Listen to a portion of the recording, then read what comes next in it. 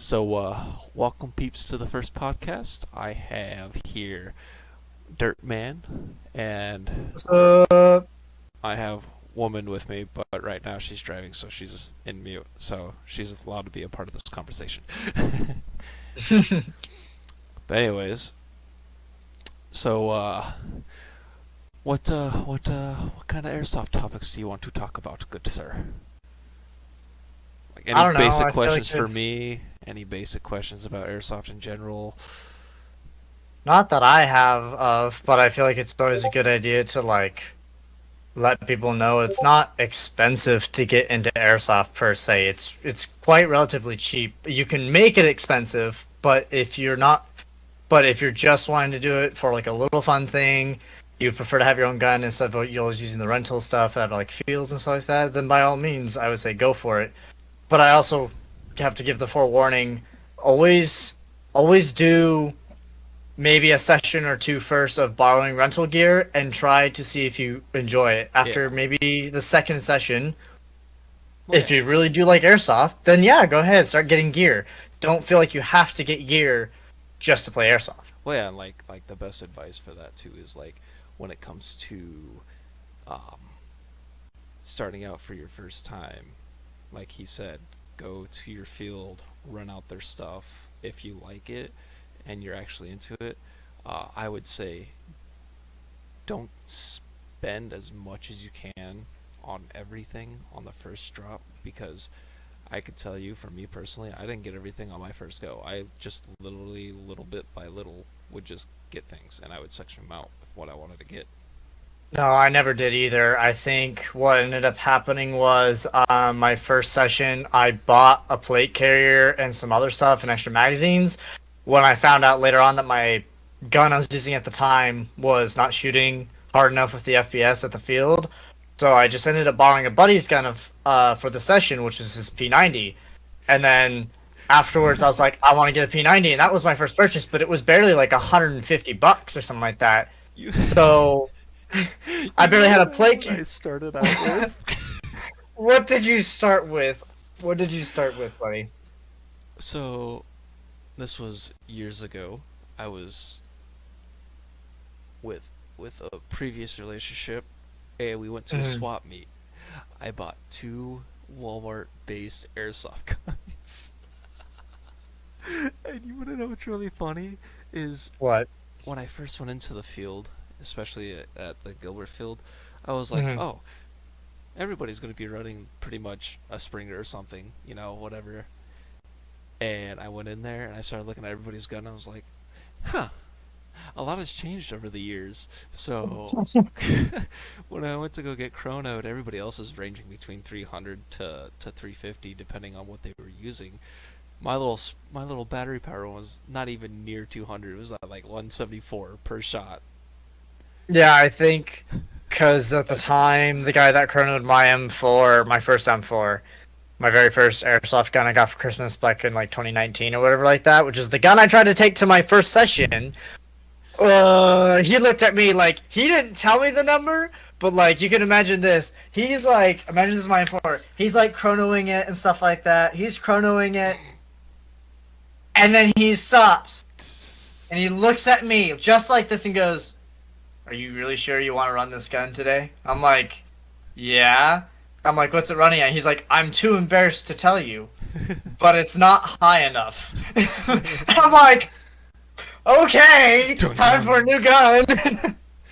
Yeah, I could say that after that though, like my first gun was the Raider 2.0, and then after a while I was like, I need a faster shooting gun and I need one for CQC because like as much as it is running a rifle base that's large in that field, when I first was Mhm. playing in there, I could work with anything that I got, but like when you're running a rifle in there, you have to realize you have your advantages and you have your disadvantages, and you have to kind of like tweak it around and everything when you're going around corners and the way you have to maneuver versus somebody running a handgun or a short barrel SMG of some sort.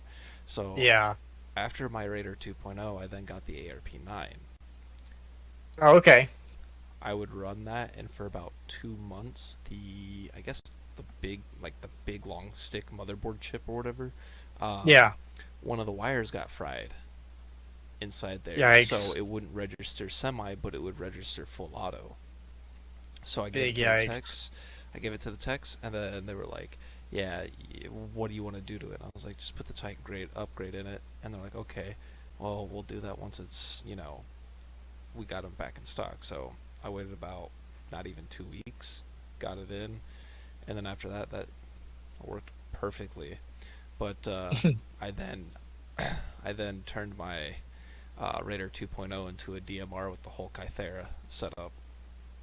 It was perfect. Yeah, I just to reiterate, like when it comes to first getting airsoft, just try it first. You never want to full on jump in. I've seen too many times when going to a session. Um, I saw a parent and get his kids all themselves gas pistols to use at the session, so that they all either had a magazine or two. Like, you don't need to buy gear your first or second session. Try it first. Get into it Exactly. first. If it really don't think it's for you, you've spent all of maybe $80 at that point, at least over at Gilbert or the Phoenix location of VIP Or any location really at any or any airsoft location. field. Yeah, and for the kids, and I know there's kids that watch me. So for the kids, here's a big tip: when you're coming across I guess heavily geared players, I wouldn't consider myself heavily geared. I'm about moderate I geared, wouldn't either. but I would say if you're coming across players like myself or like DirtMann that look all decked out and stuff, do not be scared. Do not be afraid. Don't don't think that they're intimidating because of their clothing, because a good 9 times out of 10 they can be really shit. Like they could just be terrible players, like completely, or they could just have it for looks and just go around and pretend to be this hot shot. Like it just don't be intimidated by it. Don't be scared of it. And also for the kids that go to play, don't be afraid to be hit by a BB. I've seen that a lot every time we have kids playing in the alpha group after there hasn't been enough of Bravo, so they move Bravo groups over to Alpha groups, and we have a bunch of kids on both teams. I always see them hiding in spawn. Don't be afraid to push out, and if you need to, if you want to have that comfortability of pushing out, run with somebody that looks like they know what they're doing or just is ballsy. But don't be afraid to get hit by a BB. If you think about it this way, when you get hit by a BB, it's literally a quick 2 second pain, and you just rub it out and go back in. Yeah, pretty much. I would honestly say to anybody, it really just comes down to just if you can get over, like, yes, getting shot sucks no matter what. It will suck, especially if they're in just the right spots and stuff like that. Oh I've been yeah. shot in the groin, I've been shot in my side. Those suck. I've been shot in the neck, I've been shot right at the bridge of my nose. They all suck. Trust me. But once you've dealt with those, any other shots that are on the arm or like more the chest or the ass or your legs or something like that are not as nearly as bad at all. If you can get over getting shot, you're gonna have fun for the rest of the time that you're there and stuff like that. It's as soon as you can get over that, go for it. You're gonna have a blast no matter what.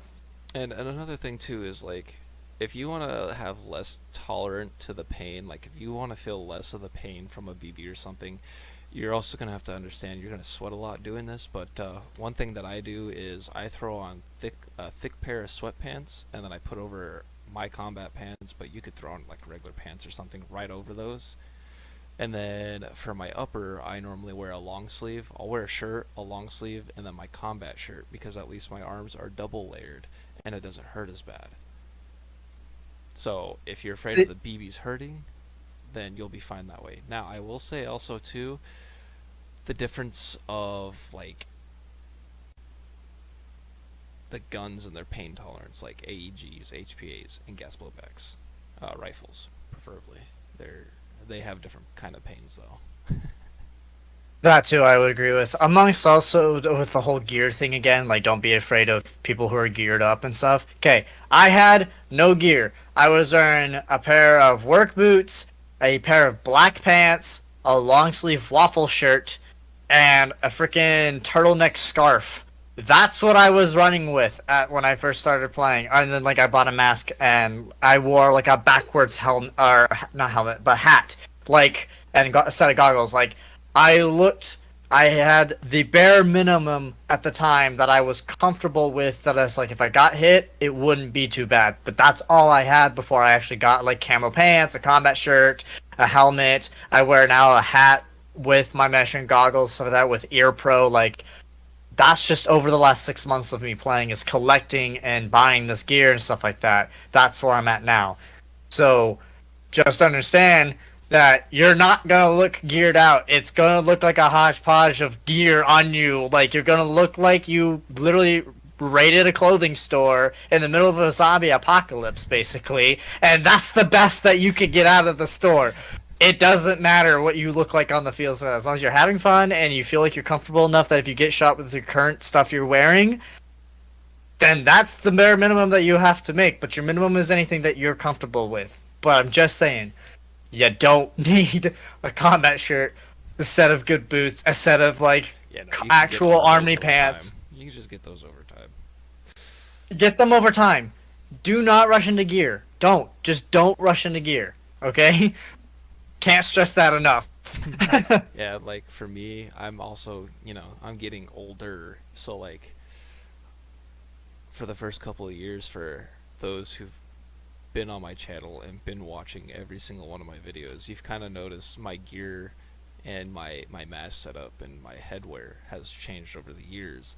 And the reason why is because I'm just more lenient now towards one side, but like at the same time too, I'm getting older, so I have to kind of take it slower. And the kind of work that I also do is very physical, and it's very, it can be physically straining and mentally straining as well for everything that I have to do. So when I go to do this stuff on the weekends, I'll either powerhouse it for the first half of the session, and then I'm just like, oh, I'm getting old. I gotta slow it down, and then you'll just see me run around the field somewhere. I'm just like, Yeah, dude, in my early videos, I always 100% right at the beginning of sessions. There's one of my videos that you see when I'm using, it's one of my first high kappa videos. oh, My gun is ready, like the slide locks back, so it's ready to, like, I have to yeah, reload. And I panic and I fall back and I run into the tire room and like I'm reloading it and everything like that. I eventually get it done, and I put my arms out like this, and you hear me going, like I'm gasping for air at this point. There's like a kid standing in front of me, looking at me like I'm like actually dying. He's like, you can tell from the eyes, like, is he okay? What's like I'm freaking out the kid about my breathing, like. yeah. And another thing too, for those who've played with me on the field or have like heard over the audio just me going, that's because when I run through the field, I don't breathe. Like I'm guilty of that. I'm basically holding my breath and just flying through, and I'm subconsciously doing it. I'm not like actually thinking about it. I just subconsciously do it, and there's a lot of reasons for it. I won't go into detail for those reasons, but there's a lot of reasons for it. And then like another thing too is like it just you depending on your playstyle, you kind of want to pace yourself. Like I've also had somebody tell me that my playstyle is very confusingly unique, and by this, we actually sat down before in a session, and he looks at me and he goes, "You're not SpeakQB, and you're not Milsom." And I was like, "Well, yeah." And he's like, "I don't know what the fuck you are." And I was like, "Well, that's easy. That's more of a different it's more of a different playstyle, because like I have what you basically call the mind of a sniper: shoot and move, shoot a couple, move, shoot a couple, move. You don't want to keep them knowing exactly where you are. You can keep them guessing because they'll think you're still there, but by the time they think you're there, you can already be behind them. You can be somewhere else. But it's also it could be a very difficult technique with the way you have to do it, versus some other players that'll stick to either milsiming or doing speed QBs. I've had already one guy, I can't remember his name, but he sometimes comments on my stuff. It was like hold on, I think it was like Phantom Airsoft or something. I have to look at this. Give me a minute. Um, Yeah, I let know. me see, because Although, he told me, he's like, you are the only milsimer I will respect. But you were saying, yeah, no, I think it's Phantom Airsoft. He's a pretty chill guy and stuff like that. mm-hmm. He's commented on a couple of my videos as well. Like when if those who follow me, when I did the whole like, hey, videos are going to be more sporadic, if not non-existent right now due to life complications of losing my job and stuff. He's a really nice guy. He always Yep, is just like, hey, he I think he commented on my videos something along the lines of like, hey, we're sorry. He's like, I'm so sorry to hear that, bro. Go get life taken care of and stuff like that, and we'll be here with open arms when you're ready to come back and do airsoft. Like that was I. Oh my gosh, I loved that comment so yeah, much. Like that and that sticks with me a lot. him, and I think what was his friend's name? Because he also does it as like V something. Um, Oh, Visor? Are you talking about yeah, Visor Visor. or Yeah, Visor. Visor's cool too? Yeah, they're really good about being positive and stuff. Speaking of maneuvering around the field and stuff like that, I guess we could kind of get into that. Don't sit in one spot. Don't Basically, sit what I in said. one spot. Unless, of course, it's like that good. Don't sit in one spot. Oh yeah, and another thing too is like when you get to the enemy spawn area, I notice players like to just sit at the enemy spawn and just basically not let them out. I don't think they understand that that does get boring.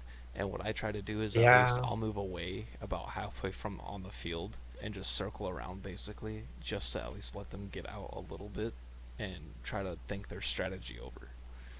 That's one thing I do I will this. do because it gets boring just sitting there in one spot that you can see every direction that they're going to, and you're just like bink, bink, bink, bink, and they can't get out, and it gets boring for them, and then they'll leave out. Exactly. And I do a similar thing. I push all the way up to their spawn, depending on which door I'm at, Right. obviously.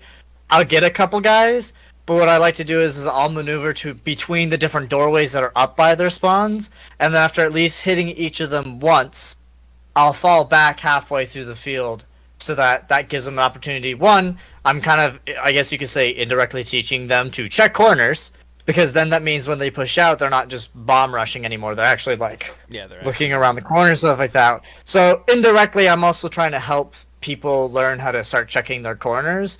And then I like to fall back because well, it just makes it more fun because then it switches up the gameplay for me and stuff like that. Because then, by me falling back after being at the front of their spawn and stuff, makes it so that I have to become subconscious again about looking around my surroundings anymore instead of sitting in one spot and knowing, oh, my back's clear because I've got three teammates behind me, and I know there's a guy to my right who is sitting in that room, and I can just keep sitting here and spawn camping. Like, because I'm forcing myself to get up and move around, makes it interesting for the enemy team because that teaches them to check their corners and learn how to start doing airsoft more and start gaining those skills and teaches me how to become better about being situationally aware of my surroundings. Like it's a win-win for both sides if you really think about it. Subconsciously people don't realize that, but it does help. With that, and like to add on top of the whole team thing too, is like if you're not there with like friends and you're by yourself, do not rely on the random blueberries. I call them blueberries Yeah, don't. because you're not friends with them. Like yeah, you guys talk and stuff, and you can make friends with them. But like once you're starting to play in that field, don't trust them, especially when it's a lack of communication. Like the session that I have previously been posting, that was a really good session. Yeah, I had one encounter with one dude that didn't listen to the rules and just tried to say that Bang Bang was the only surrender basic rule. But other than that, like my entire team, a good handful of them, we all understood communication, even when it was quiet, and we would all be on it, and it was a really good session. But Yeah, whenever, communication is definitely key. if you're playing with friends or you have an airsoft team like DirtMann and I run Hellstorm, and him and we've played quite a bit with each other, and there's times where they actually majority of my team goes and we're all at that field, they have to split half of us up to the other team because we would be too busy always having him back there. And so they would have to split half of us up, and there's times where it'd be him and I against each other, and it's funny. But it's great in my opinion because I mean it's not bad to have an entire team become cohesive and stuff. I'd also say I agree with the whole like they have to split us in half because they know if they stick an entire team together and stuff like that, we're gonna dominate the field. So they kind of have to split us up. But if there was an opportunity to play a team versus a team, oh, I would be glad Oh, to go ahead and have the opportunity to do that by far. we actually But did one time. We played against Desert Reaper. Like it was the same amount. Desert Reaper and Hellstorm. There was the same amount of numbers, and it was either back and forth or one team majority kept it over, and eventually they split half of both those teams to the other sides. So we had half a Desert Reapers playing with Hellstorm on one side, and then the same thing with the other, and it was so funny. But like, the thing is with like Desert Reaper, they're a really good team, and I actually know the leader that runs that team, and they're also really good sports and stuff. for sure. And I'd also say what's nice about sometimes like if you're a group of like a group of buddies and there's 10 of you and you guys are in a team together, being split up is not bad because what'll be cool about that is the 5 of them and the 5 of you, even though you're going at each other, still helps the team learn how to communicate with each other and learn how to communicate with the other guys within the small group within your whole team. Because then if you're like reshuffled basically, hit my mic. I'm so sorry. If you're reshuffled between you 5 guys, and let's say you come back to another session, but these 5 guys that you played with, or the other 4 guys you played with, are 4 other guys from your team, learning how to shuffle and play within that team is still a good thing, even though you're not an entire 10 man, but you're still learning how to communicate with each other. Everybody's still learning how to communicate within a team, technically, even if you're playing against each other. That and like some of my team members, they used to be scared to play against me, and that's also another thing too. Is like even when it's just random players that say I look scary or I'm scared to go against, it's not the matter of being scared. Don't even be scared. It Think of it this way: it's a tool that's helping you with your reaction time, your reflexes, and you're learning to take a look into skill versus running gun. Right. You have to think strategically rather than just pulling a trigger and running and thinking it's all good or whatever. Yeah. I'd also say, just a totally side tangent and stuff like that. When people were asking me if I was scared to play against you, I was like, no. Why would I be and stuff like that? It's just airsoft. But I knew playing against you would teach me quickly, like my skills would quickly increase by playing against you due to the fact that then you're a good player. So that helps me start learning at corners and through windows that normally the average airsofter, Would in not my pay attention opinion, to. and from looking at wouldn't pay attention to.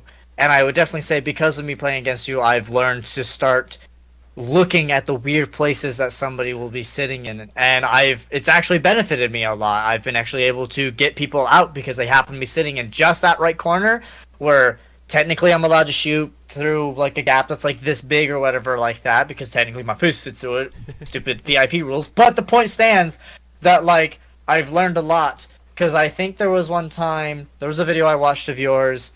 You know the barrels over by door 4 that look into that crouch point into tire room? Yeah. The 2 barrels that Yeah. stack. I started learning from you to sit behind them and then peek into tire room by leaning right. I never had thought to do that. I've seen nobody else do that besides you and me. That's Well, it. and this is another thing too is like especially with airsofters too that I see that some lack to do this is swapping your hands when you're coming to an opposite corner of your gun. Yes. Yes. Oh my gosh. I. And I'll teach them. I'll teach them. Sh- I'll let them know like, hey, if you switch to your other hand, you'll have an easier time peeking this corner because you're not exposing a good portion of your body. Dude, it shouldn't be a pet peeve of mine, but it kind of is. Now Because, like, there are some instances I will say like where I won't switch because I'm too busy running through, and I don't care if I get hit. But like excuse me, there's also a good chance where when I come around, there's nobody going to be there anyways because it was already cleared out literally 2 seconds ago. That too. But like Yeah, I would. it's a good thing, like a good thing to learn, especially when you're playing in a building that's literally just doors and corners. Literally just doors and Well, corners. amongst also subconsciously, you start teaching yourself to know when you're gonna want to be able when to switch hands and switch shoulders because you start to realize and understand situations that are ahead of you. Like door 4 from barn into the hallway, the left far hallway. When you push in that direction, instinctively, most of the time, I will swap shoulders. So when I turn that corner, I can check it first, and then as I'm moving down it, I'll swap back to my other arm when I'm ready to. But if I know that there's not anybody there and I've just watched a bunch of teammates push down that hall, then yeah, I won't switch hands because why would Right. I need to? Because I already know I've got friendlies ahead. And that's another thing is a lot of things and skills you learn, whether that's swapping arms, clearing rooms, checking your corners, it starts to become all subconscious because your brain will start putting out the problem in front of you and you decide whether or not the solution is to switch arms or check that corner. Because sometimes, you know, just it'll subconsciously just come to you that you know, oh, I don't need to check that corner. I just watched a teammate turn that corner, stuff like that, and I can hear him shooting right now. He's he's probably getting the next person out, stuff like that. So I don't need to check that corner. Or I just had a teammate push through that room and he didn't get shot immediately, whether that was the left or right corner that I can't see around yet till I push in. I can just understand that it's more than likely clear for the most part. Granted, Situational there's the awareness off. is key. Absolutely, and if you can train that skill quickly, you'll be surprised how often you're gonna survive and stay alive through games without getting hit and having to walk back to respawn. Mm-hmm. And not to mention the fact too is like you know, I get people that, you know, love playing against me, but they just hate my gun. Or like they'll love playing with me and they just love my gun. It's just my gun has such a love hate relationship because people that have been shot by it tell me it hurts, but it's just like Yes. it's the modification in it. It's so I have a steel inner barrel. It's a precision shot steel inner barrel. So the reason why it hurts is because of that. And I have a new nozzle and everything in it, so it's going to hurt a little bit more. And if you think about it, like I said, AEGs, HPAs, and gas blowback rifles all have a different part of pain. A lot of gas blowback rifles don't have like little holes drilled in the barrels where extra air escapes. It's all through one solid metal tube piece and it just gets forced out versus something that flicks out. Yeah. And then like Yeah. another thing There's. too with like swapping too, um, handguns you don't really have to hand swap as much. You could just adjust. Now if it gets uncomfortable where you're trying to do this or like this, you can swap it over. But other than that, when you're doing it, you just want to kind of keep it in a way that you can still see without exposing your body. Yeah. Yeah, for sure. Especially when it comes to handguns. Handguns are more of like a center hold in front of you Mm, more than a you're holding it to your right or holding it to your left. It's a center, so it's easier to lean left or right without, like you said, needing to switch hands. So exactly. I guess yeah, that's a good way to clarify it just to everybody. It's like you don't need to switch hands for everything. You can switch hands just for like long barreled rifles or two-handed weapons that your hands are in different positions and not basically on top of each other. Exactly. Oh, so what got you into airsoft? Mr. Dirt. I everybody always asks me this because they so Well, then I've guess been what? actually doing The airsoft answer is here. since I was like technically 8 to 12 because my dad was a scoutmaster and so he would take his boys when I would go with him on these campouts and they would do airsoft while they're out camping. And so I'd borrow like this little actual revolver that my dad had when I was a kid that used actual little rubber pellets and everything like that that you could shoot and see. But because of, being a kid and I don't got access to money, Right. obviously, I couldn't do airsoft growing up through like high school. So I didn't fully get to become committed to airsoft until 6 months ago.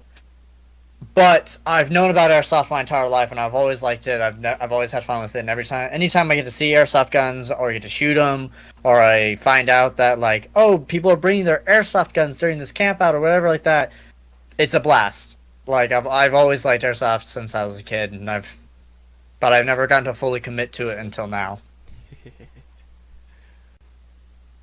Let's see. Oh, you know what? What by far out of all the airsoft guns that you have, what by far is your favorite one? Okay, I can't count this guy yet because I haven't gotten Yeah, to the take him shadow. out to the field but yet. So this doesn't count. I can't call this yet. It's fun to shoot, but I can't count him yet. Damn it, dude. I would have to say probably the P90. And here's my reason behind it. Here's my reason behind it. He's my first gun, which sounds biased, but he's my first gun I've actually ever purchased for airsoft personally with my own hard-earned adult cash, and actually put a lot of time into trying to perfect and get what I want onto him, and became most familiar with him in the first place. And I've been told at a session or two that people don't like me. Like I've been told by kids that their dad or whatever like that thinks I'm scary because I can turn corners really quick with a submachine gun and just turn the corner and pop up, pop up, pop up. And I've been told I've been scary, even though at the time when that said session happened, that was like my only like fifth or sixth session I'd ever played of airsoft. Basically, like 2 months into me playing airsoft. Like, but I don't know. That would probably be my most favorite gun because I've had the most kills with it, and it's just a unique gun that you don't see out on the field. And I don't know. I always like explaining to people and letting them hold it because you don't always get to hold a P90 in your lifetime. Right. And I don't know. My P90 is probably my favorite with my MP gas blowback MP7, with a good second runner up. That's always nice. Oh, let's see. What else? What else? What else? I'm trying to Well, think. what's your favorite gun? My favorite gun? That's pretty fucking obvious. That'd be my Well, yeah. KWA LM4 GBBR, also known as the MK18. Only reason why that's mainly my indoor gun, my indoor field gun, and the reason for it being is because of the fact that it's just gives me the feel of realism. That's why it gives me a close feel of a real rifle when going around and actually shooting. Gives a bit of a actual kick compared to the AEGs that now have a little kick turner thing in the stock, which by the way, it's nothing compared to a gas blowback rifle, and I will tell you that right now because I had a kid or a guy, it's either a kid or a guy, that had one like that. It's a cool feature, I will say that, and I'll give it props for that. It's a cool idea having that feature and stuff, but the thing is it does not give what a gas blowback rifle can give. Yeah, I would. Yeah, I would agree with that. I've seen videos. I haven't seen anybody in person yet at VIP or any airsoft field I've been to with one that has the electronic kickback. But I also feel like that electronic kickback could probably be reworked because most times they do the electronic kickback with just in motion of the gun. So even if you let go of the trigger, the kickback could be like halfway through its cycle. It just, Well, if they're what's going to do an electronic kickback, I feel like that they could actually do something about making it so it feels like an actual mechanism is going pop, pop, pop, pop, pop, well, rather than just a weird like it's a oscillating rotation. It's thing in just a the gun. rotation. That's all it is. And the thing is like I think that's dumb. when when I went to go shoot it, there was no kick at all. I went to shoot it and just doom, doom, doom, doom. And the thing is too is like it's an AEG, but with something to do a little flick. That's basically it. But the flick doesn't even fucking bounce the gun or anything. When you're running a gas blowback, it just boom, boom, boom, boom. Like it gives that little bounce, and it gives that actual kick to the shoulder. Yeah, I would also say I've only seen the electronic kickbacks work when the gun's in full auto. I've never seen it work properly while it's in semi at all for any gun that has the electronic kickback and stuff. Like every time I see somebody use it in semi, especially because I think I can't remember what video I saw, but I've seen a video of like they had the stock off or something like that, Right. and they shot it in semi, and the thing barely does like this. Like it kind of like skitters forward Mm-hmm. slowly with each shot, and then back, and then we like it kind of jumps in intervals. It's not until they put it in full auto that then it started doing this in full motion because they're just holding the trigger.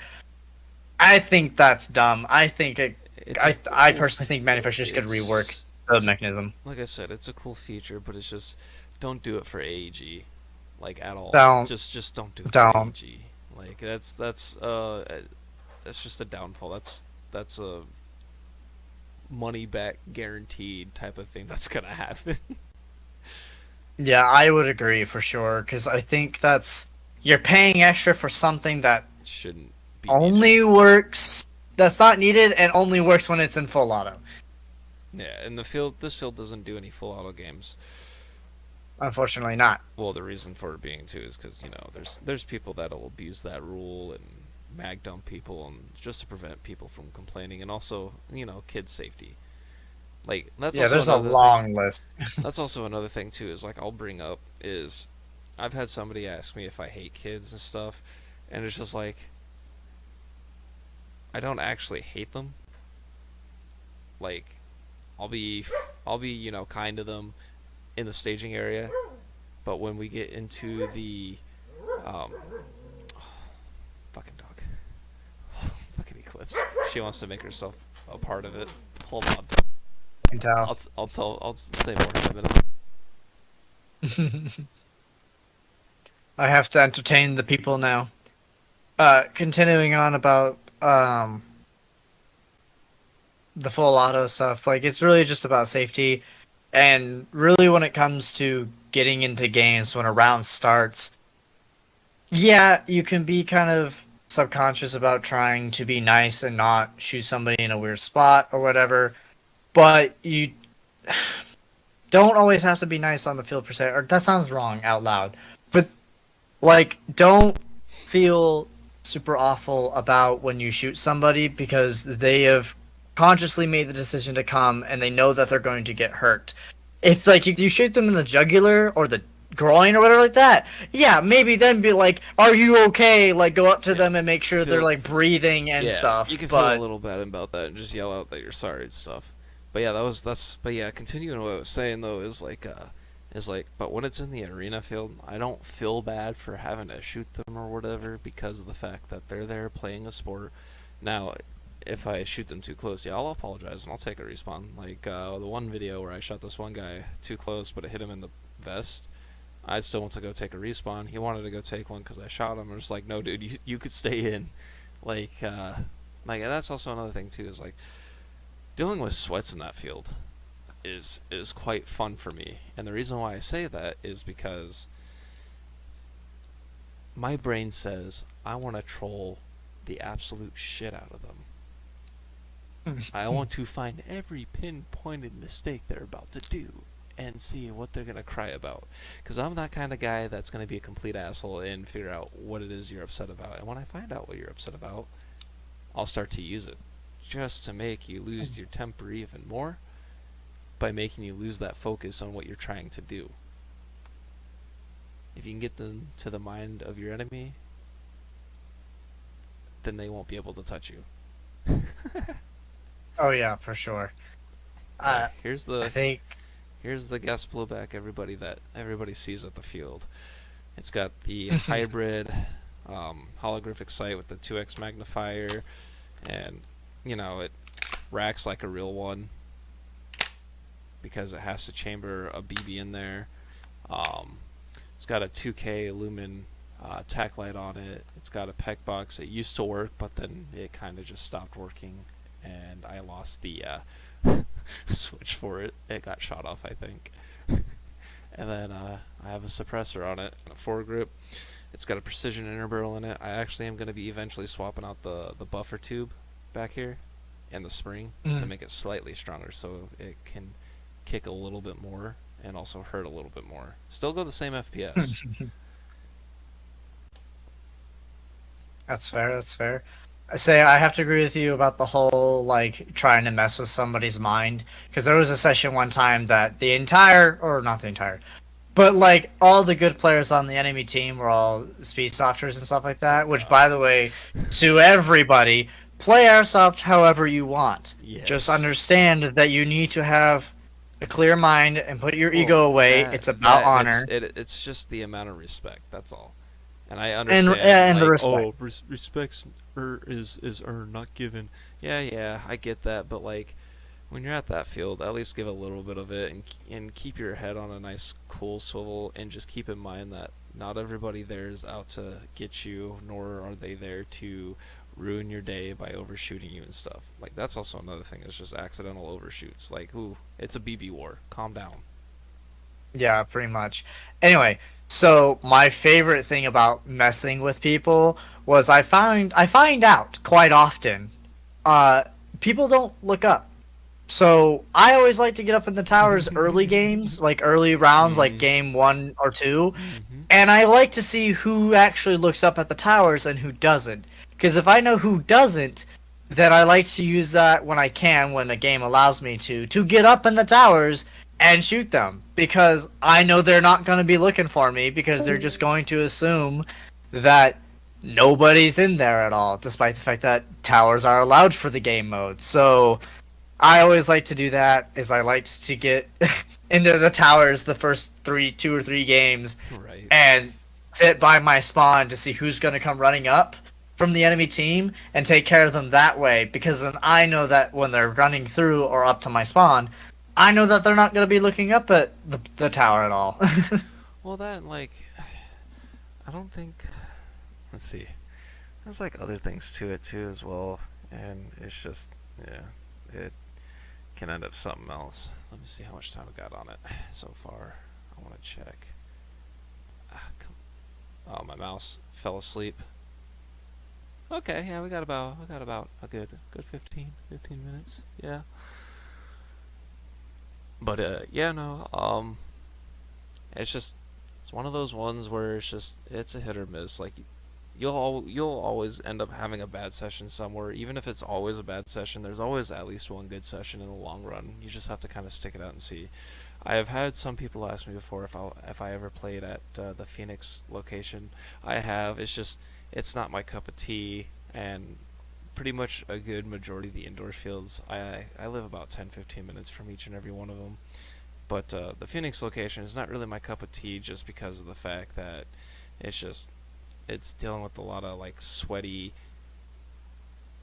I guess emo kids that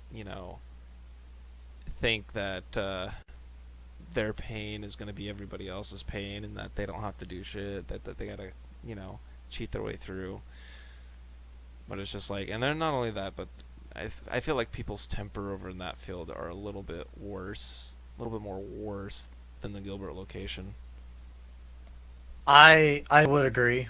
I would definitely agree. I'd also like to say the Phoenix location which I've also been to. Can I just say that the Oh, ends it's of the so field by the lopsided. spawns It's so is lopsided. really weird because their door, however you want, I think it's their The door four doors are that on the they same call it. side.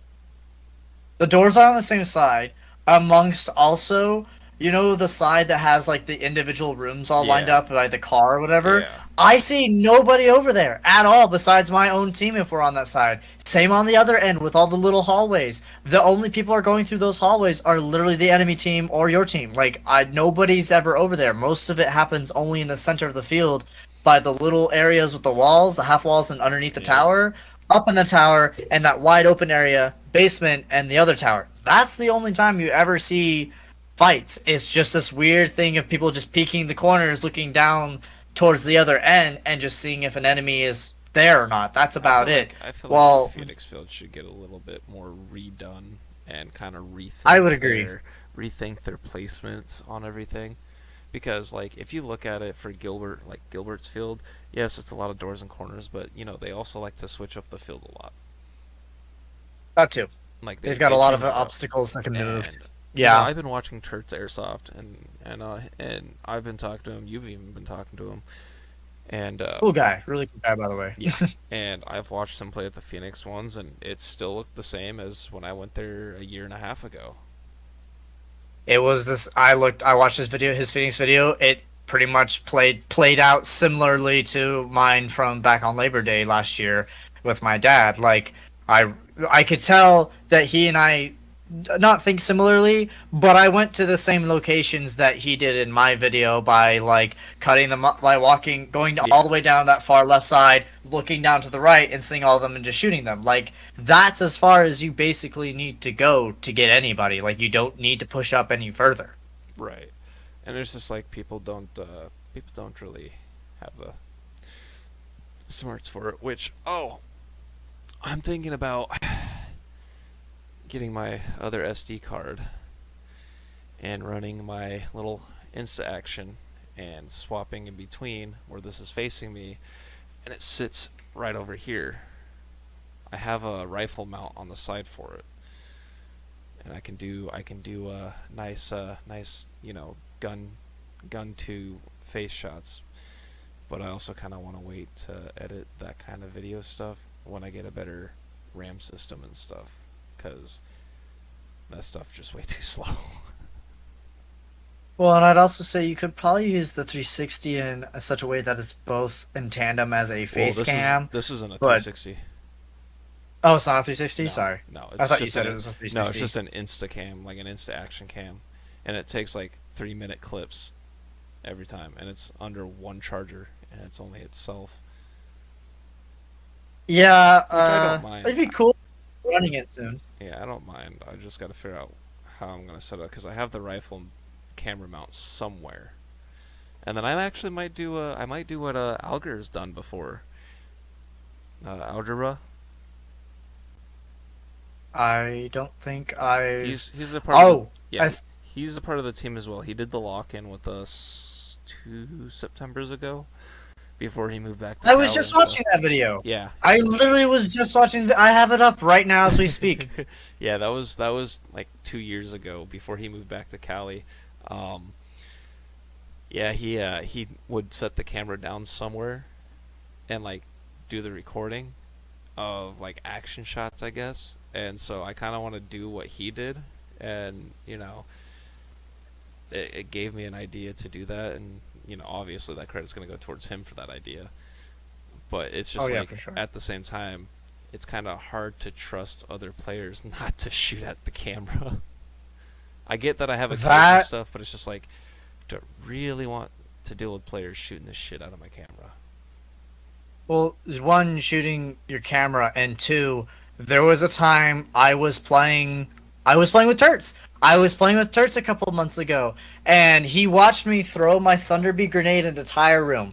Literally, I threw it, and about 5 seconds later, the siren went off. He and I walked around the room twice looking for it, and come to find out that an enemy player on the other team had grabbed my grenade and just hucked it into one of the set of tires, basically, apparently. That's what was told from me from Flash over at Ooh. Gilbert and stuff like that. And I'm like, okay, after experiencing something like that, I can't trust putting down my stuff anywhere now. Because I used to put down, like, my guns. Mm-hmm. Like, I've got a video where I was underneath, I think it was Green Tower. I think it was Green Tower. I set my gun around the corner at the Mm-hmm. crouch point to pull out my Glock to look down the hall to tap a couple Right. guys. And I reached back down and I got it. It was there. But I can't even trust doing that anymore by standing next to it. Even though it's just right there. I don't trust players now, especially after almost losing my Oh yeah. freaking grenade. I lost And my I lost it that quick. I lost my hop up key, my only hop up key that I had for my gas blowback, and it just like disappeared, and I couldn't figure out where it went. But I bought two more. I have the two now, obviously, but it's just like now that I have that, like it's just like now that I got two extras, I can't trust anything that goes wrong.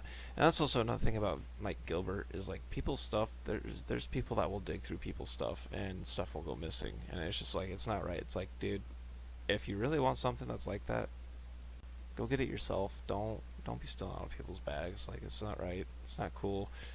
And especially when it comes to my bags, if I find out something's going missing, it,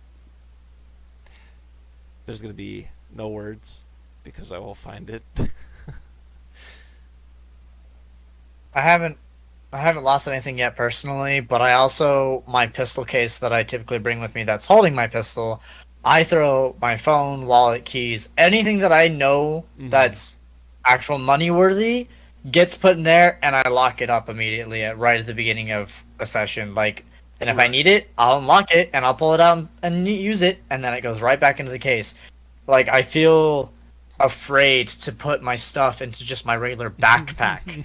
Like, there've been a couple times that I'll do that, and after every round, I will check it to see if my wallet, phone, and keys are in there. And if I can't find any of them, my brain, like, immediately I'm like, okay, this needs to be found right now. I don't care if I'm missing the next game. I don't care if they need me to line up the wall. I don't give a crap. I have to find this. This is like, I would definitely tell people, Mm-hmm. bring something to lock up your items or leave it in the car. That or if you have somebody with you to kind of watch over your stuff. Like, I have mine in a very specific spot. Mine is where the camera can see it. So if somebody goes by and tries to touch something of it, the camera's right there, and it'll have full description of what the person looks like. Yeah, I would definitely say for airsoft a lot. Like, you're gonna meet cool people. Don't get me wrong. You're Oh yeah. going to meet cool Oh yeah. people. I've made a lot of friends through airsoft in the last 6 months, and I chat with all of them. But there are just some people that I kind of keep tabs on. I won't name names, but I'll keep tabs on some people I've met to not touch my stuff. And eventually, some of those Mm-hmm. people that you meet, you'll actually like really get to know, and you can start being trustworthy with them, and you don't need to be worried about them. Yep. But if you meet somebody and you've only gotten to know them for like a month or two, and you guys are like somewhat doing sessions together, yeah, I still say play it safe, lock up your stuff, and if it gets to the point that you can really start trusting them that they can go through your stuff, your bag, or whatever like that, and you ask them to get your phone, maybe then. But by all means necessary, does not matter if you meet somebody that day and they're cool and they say that they're not going to touch your stuff. Lock it up. I don't care. Lock it up. um, I guess we can get the final question in. Has anybody ever asked you to autograph anything of theirs?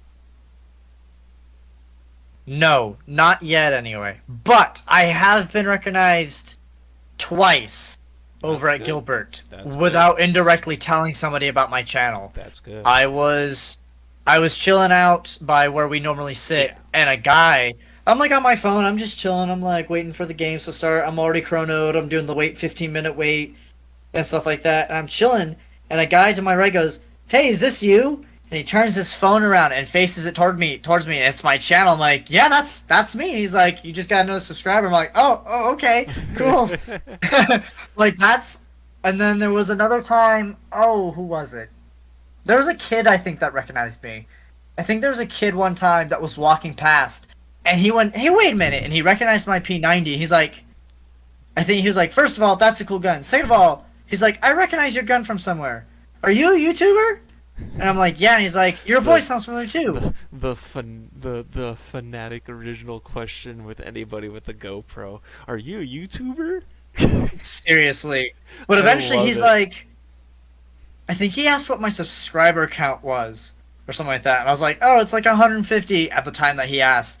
And he was like thinking about it. I could see it in his eyes. He was thinking about it. And he was like, "Oh, you're DirtMann, aren't you?" I was like, "Ah, there you go." Like, I wanted to see if he'll guess it, and he actually got it. But like, that's the only two times I've been recognized whilst out on the field. Otherwise, Oh, I and don't tell people I do YouTube unless that's they ask. well, like, I mean, not only that, like, having a GoPro kind of makes it a little obvious.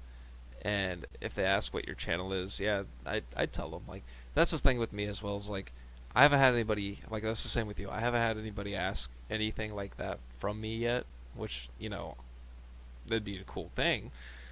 But another thing too is like I'm pretty well recognized at the field already.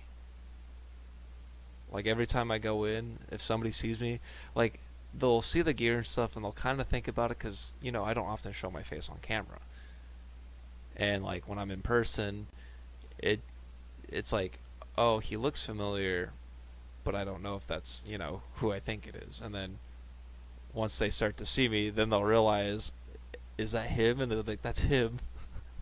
Yeah, I think I've seen people who walk past you and they'll recognize your voice. But I'll also say I want like I recently got this name tape made for me that has my name Oh, so that nice. people can call me out during games and stuff like that. It Mm. says DirtMann, so so they don't have to be like, "Hey you," and like they can see it on my back and call out my name I actually and want I'll to get react one. to it. I actually want to get one made so that I can put it on the back of my helmet. Go to Allied Surplus over at Mesa Drive and Broadway. They'll do it for like $7 with Velcro. Oh, I mean, Amazon does it for the same amount as well. But then again, you can get something at the same day, or you can get something that comes in like 2 days later. I mean, I don't mind waiting though. That too. That's the thing with me is I don't mind waiting.